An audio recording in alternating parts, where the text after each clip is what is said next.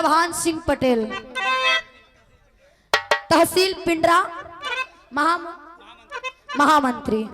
आप जी की तरफ से 1 से 1 रुपए देके सम्मान किया गया। आपके चरणों में कोट के मैंने आम जनता से आशीर्वाद की आकांक्षा है। जे दी है वो से और जे ना दी है वो से। करने मही पाल चले सुना ससुररिया, गैया करे राह में कहते हैं ना कि जहां न पहुंचे रवि वहां पहुंचे। ती हमरे कवि जी की लेखनी है, उदयराज भारती इंजीनियर गुरु जी की लेखनी। उन्हीं का गाना यहाँ से स्टार्ट हो रहा, लेकिन उनका और बगल चलागा हमारे दरेर की जाएगी। कैसे बाबू दांतरा से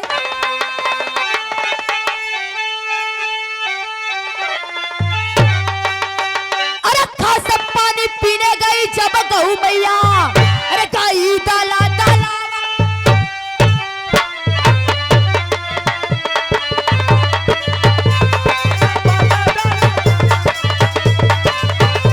अरे गाई ए बाबू गाई, गाई ए भैया गाई, गाई डाला डालावा में फंसा गऊ मैया। घोड़ा पापा कैले तब हुआ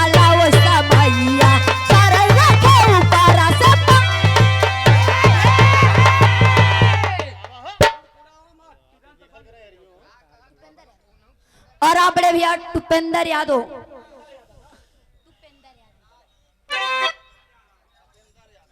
तपेंद्र यादव, आपके कार्यक्रमों द्वारा कई बार पुरस्कार आपके चरणों में कोट को नमन है। आम जनता से आशीर्वाद की कामना बा। अगर बोले में गलती हो जाए तो दोबारा दी के बोलवाइया भैया। ए बाबू, खास पानी पीने गई जब गऊ मैया, गई दल दलवा में धस गऊ मैया। घोर पाप कैले तब भुआ लो इस समैया, चरण रखे ऊपरा से पार भले। ए बाबू, जात रहे जोने बखत अपने ससुरारी सूट बूट एकदम चढ़ाई के, जूता मोजा पहन के जब कुछ दूर गए देखा रास्ते में गढ़ावा, गढ़ा कुछ जोरे रहल मतलब बड़वार, ओमा पानी कम चहिला ज्यादा रहल। और कुछ समय के पहले उधर से गौ माता आवत रही, सोची हम पानी पी ले। अब पानी पिए खातिर झुकिन बाबू पैर फिसल गए, वही में धस गई। जब धस गई राजा त्रिशंकु सोचे लगे कि अगर हम इनके निकालब या तो फिर जूता मोजा निकालब, तब तो समय विलम्ब हो जाए। जूता मोजा निकाले से अच्छा बा कि इनके ऊपर से पार हो जाए। अपन दहिना पैर रख के बाबू गौ माता के ऊपर से पार हो गए। जब पार हो गए तब गौ माता सोचलिन कि वाह रे राजा, तू राजा है या तू राजा है या हमार जान बचावे के कहे तू हम क्यों ही में और दबा देला, श्राप देली। श्राप का देते हैं बाबू दटेरी से।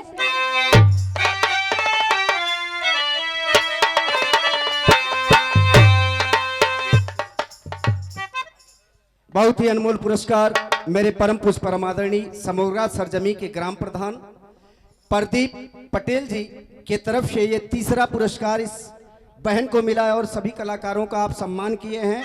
इस यादव मंडी में यहाँ के जितने संयोजक हैं सबको हार्दिक अभिनंदन और वंदन आपकी तरफ से है। प्रदीप पटेल समोरा ग्राम प्रधान जी के चरणों में कोट को नमन है।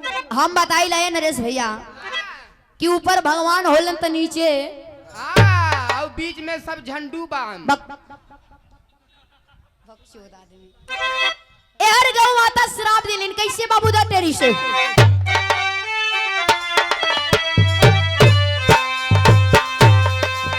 अरे छाना में भैया छाना में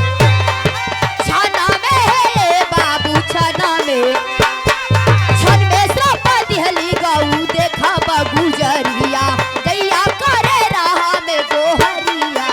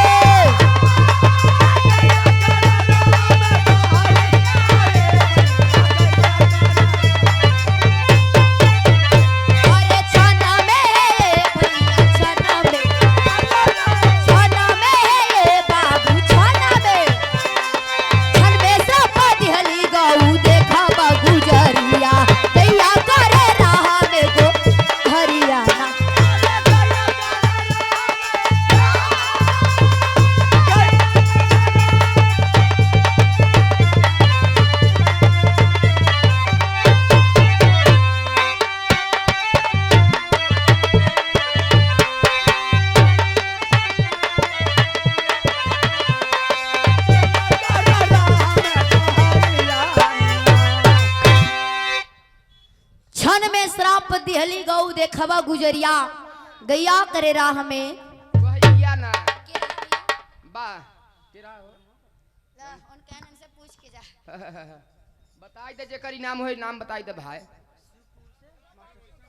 शिवपुर के धरती से आप मास्टर साहब की तरफ से पंखुड़ियों में गुथा हुआ स्नेह दुलार प्यार साथ में 251 रुपए दे के सम्मान किया गया। सुनो में कोट कुन मने आम जनता से आशीर्वाद किया गया। बा ए भैया गौ माता श्राप दिहलिन कि जात ते बड़ा बड़ा रुतबा में लेकिन सारा रुतबा तोहार झर जाई।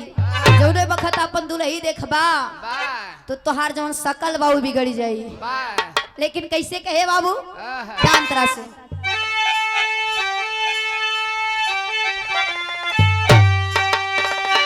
अरे जब तू ही गधा बनी है रजनवा अरे झंखत पहुंचा ससुरारी अपने जवानवा।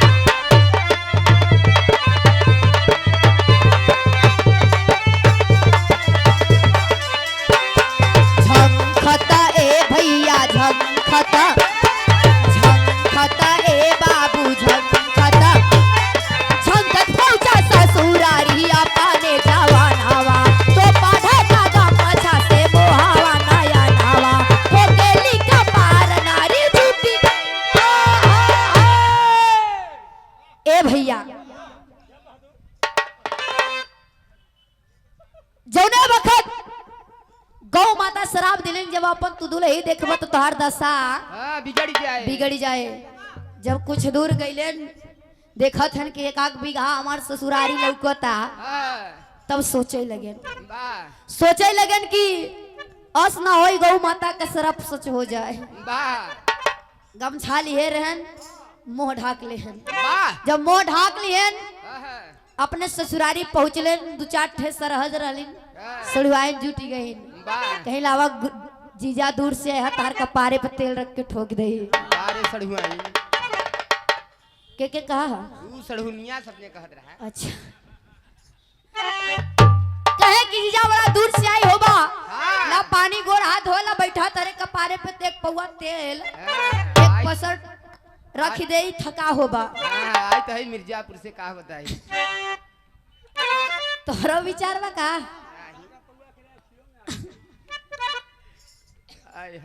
ए भैया जीजा का तो माथा खराब बा कि पता लगे गमछा हटाई तो हमार के जाने हरे 5 ठे टांग न होई जाए। लेकिन जीजा खन नहीं कोनो दिक्कत नहीं बा थका ना है। लेकिन उन्होंने सोचे लगे कि जब भी जीजा आवत रहन तो मुंह खोल के आवत रहन। आज बात का बा कि दोनों बगल से गमछा से एकदम ढके हन आंख भर दोनों देखा था बकिया पूरा मुंह चेहरा ढका बा। तो नहीं नोच लिए ए भैया लेकिन तब ले बहुत का बाजा सांझ भइल तराजा कैलेन का आवटरी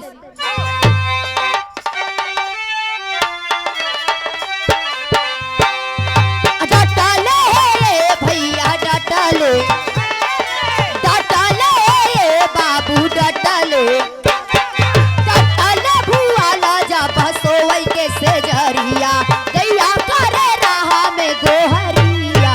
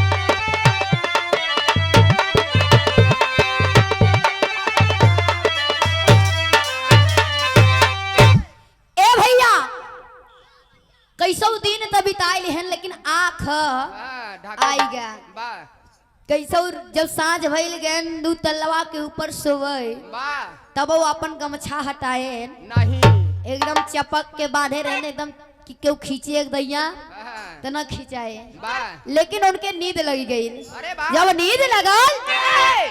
पहले नींद रहल रानी इधर सोचत हन कि हमार राजा हाँ, बड़ा दिन बाद आई है ना बजही बाजा